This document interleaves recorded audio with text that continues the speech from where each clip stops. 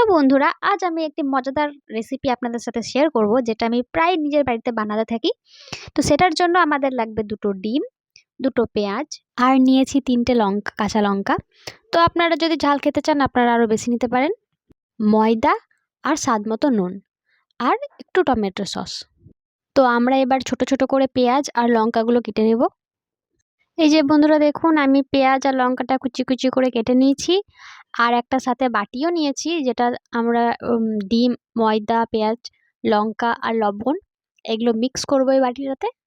প্রথমেই আমরা দুটো ডিম ফাটিয়ে নিলাম এই বাটিটার মধ্যে। তারপর দিচ্ছি পেঁয়াজ কুচি আর লঙ্কা কুচি।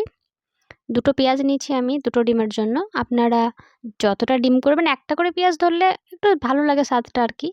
ব্যাস, কম বেশি হতেই পারে, এটা কোনো সমস্যা নেই।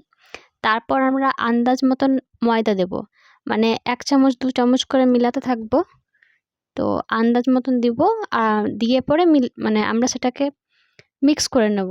মিক্সের টেক্সচারটা খুব ঘন হবে না আর খুব পাতলাও হবে না, নর্মাল একটা ব্যাটার হবে। তো আপনারা দেখুন কিভাবে আমি ময়দাটার সাথে ডিমগুলো মাখিয়ে নিচ্ছি, কীরকম টেক্সচারটা হচ্ছে। ময়দাটা অল্প অল্প করে দেবেন, একবারেই বেশি দেবেন না, কারণ যদি ডিমের থেকে ময়দা বেশি হয়ে যায় তাহলে খেতে খুব একটা ভালো লাগবে না। তার জন্য একটু একটু করে মিলাবেন, আর যদি লাগে তাহলে পরে থেকে আপনারা দিতে পারেন। আর হ্যাঁ, লবণ, যেটা নুন আছে সেটা কিন্তু আগেই দেবেন না আগে, কারণ লবণের জল ছাড়ে।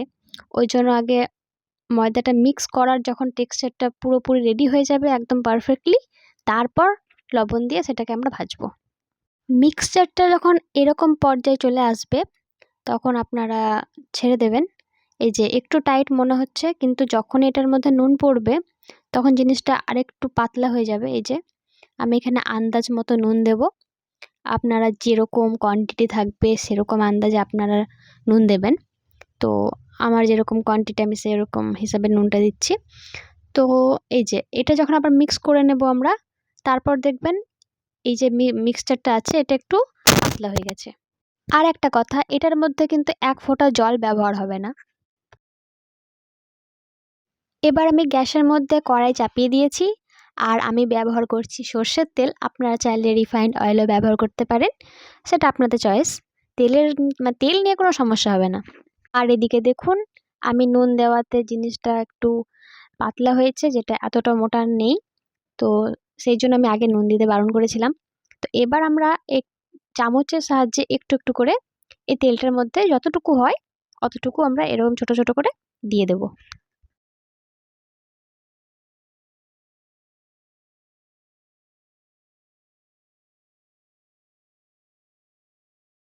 এই যে এই তেলটার মধ্যে যতটা হয়েছে আমি দিয়েছি।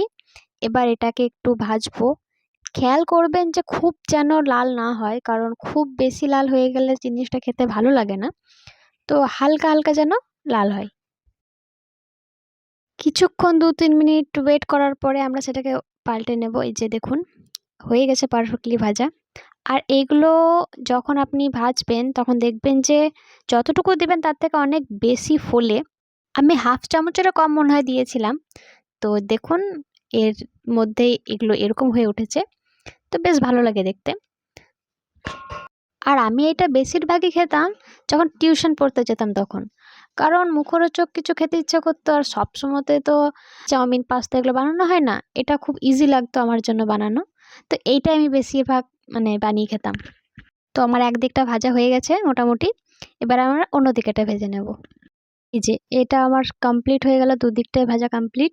এবার আমরা এটাকে তুলে নেব। দেখুন, বেশিও লাল হয়নি আর খুব সাদাও নেই। তো আপনারা একটা দিক খুব খেয়াল রাখবেন, যখন তেল গরম করবেন তখন সেটা হাই ফ্লেমে গরম করবেন।